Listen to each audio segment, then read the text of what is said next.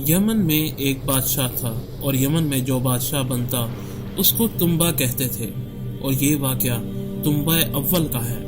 اس بادشاہ نے پوری دنیا کا سفر کیا اور جہاں بھی جاتا وہاں کی 10 علماء کو اپنے لشکر میں شامل کر لیتا۔ اس کے لشکر میں 1,30,000 گھوڑ سوار تھے اور 1,13,000 پیدل چلنے والے، تقریباً 2.5 لاکھ کے لشکر کو لے کر چلتا۔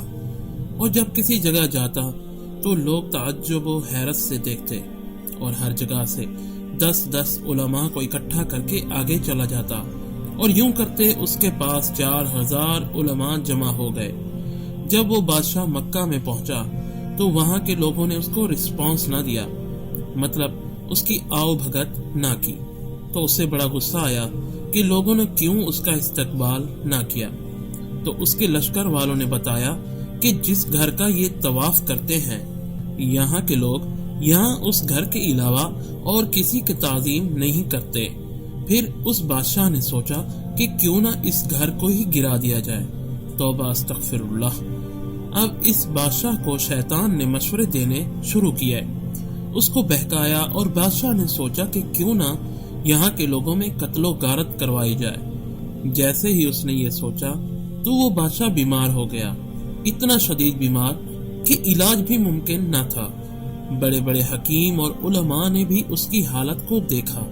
انہوں نے کہا کہ معاملہ کچھ اور ہے، یہ تمہاری بیماری نہیں، کچھ اور معاملہ ہے تمہارے ساتھ۔ تو اس زمانے میں جو سمجھدار اور عقل مند لوگ تھے انہوں نے کہا کہ یہ کعبہ اللہ کا گھر ہے، جس نے بھی اس کو گرانے کے بارے میں آج تک سوچا ہے اس کو مصیبت اور پریشانی نے گھیرا ہے۔ تو ایسا کرو کہ یہ خیال اپنے دل سے نکال دو۔ اس کے بعد اس بادشاہ کو بھی محسوس ہوا کہ ہاں، اس خیال کے آنے کے بعد ہی اس کی یہ حالت ہوئی۔ تو جیسے ہی اس نے اس خیال کو اپنے دل سے نکالا تو حیران کن طور پر اس کی طبیعت بہتر ہونے لگی۔ تو اس کے بعد وہ بادشاہ وہاں نہ رکا اور وہاں سے اس نے اپنے قافلے کو روانہ کیا۔ تو اس کے بعد اس بادشاہ کا قافلہ اس بستی میں پہنچا جب اس وقت اس بستی کا نام مدینہ نہیں تھا۔ جب وہ بادشاہ اپنے قافلے کے ساتھ مدینہ پہنچا، کیونکہ اس بادشاہ کے پاس 4,000 علماء تھے، تو ان علماء نے کتابیں پڑھ کر بتایا کہ ہمیں آسمانی کتابیں بتاتی ہیں کہ یہی وہ جگہ ہے جہاں نبی آخر الزماں آئیں گے، اس کو اپنا مسکن بنائیں گے۔ تو 4,000 علماء میں سے 400 علماء نے بادشاہ سے کہا کہ ہم یہی رہیں گے، آپ نے جانا ہے تو آپ جا سکتے ہیں۔ بادشاہ نے جب یہ سنا تو اس نے بھی کہا کہ میں بھی 1 سال تک انتظار کروں گا۔ تو اس نے قافلے کو 1 سال کے لیے وہیں روک دیا۔ اور آپ کو بتاتے چلیں کہ یہ واقعہ نبی پاک کی ولادت باسعادت سے 1000 سال پہلے کا ہے۔ اب 1 سال جب گزرا اور نبی پاک نہ آئے تو بادشاہ نے 400 علماء کے گھر بنائے، ان 400 علماء کو تمام مکمل زندگی کا سامان دیا اور ان کی شادی کروائی، اور ایک عظیم الشان اور خوبصورت گھر الگ سے تعمیر کروایا، اور ایک خط لکھا جس میں کچھ یوں تحریر تھا: تنبا اول کی طرف سے نبی آخر الزماں کی خدمت میں یہ خط ہے۔ حضور، اگر میں آپ کا زمانہ پاؤں گا، آپ کا خادم بنوں گا، آپ پر میں ابھی سے ایمان لاتا ہوں۔ کاش میں آپ کا زمانہ پاؤں، آپ کا خدمت گار بنوں۔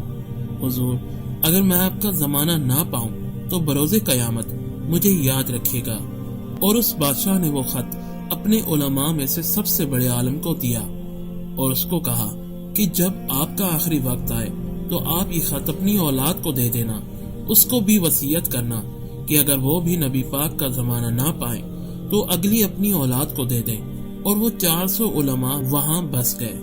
اور آپ جانتے ہیں کہ مکہ سے جب نبی پاک نے ہجرت فرمائی اور مدینہ تشریف لے آئے تو نبی پاک کا استقبال جن انصار صحابہ نے کیا تھا اور نبی پاک کے لیے اپنے دل کے دروازے کھول دیے تھے، اور یہ بات تاریخ کی کتابوں نے رقم کی کہ یہ انصار انہی علماء کی اولادوں میں سے ہیں، اور یہ انصار صحابہ انہی 400 علماء کی اولاد ہیں جن کو بادشاہ نے وہ خط دیا تھا اور وصیت کی کہ تم میں یا تمہاری اولاد میں سے جو بھی نبی پاک کا زمانہ پائے تو انہیں وہ خط دے دے۔ اور جب نبی پاک مدینہ تشریف لائے تو ان انصاریوں نے مشورہ کیا کہ کسی وفد کو بھیجا جائے جو جا کے نبی پاک کو خط دے دے، اور وہ خط ابو لیلہ لے کر نبی پاک کی بارگاہ میں پہنچتا ہے، اور نبی پاک بنو سلیم کے قبیلے میں تشریف فرما تھے۔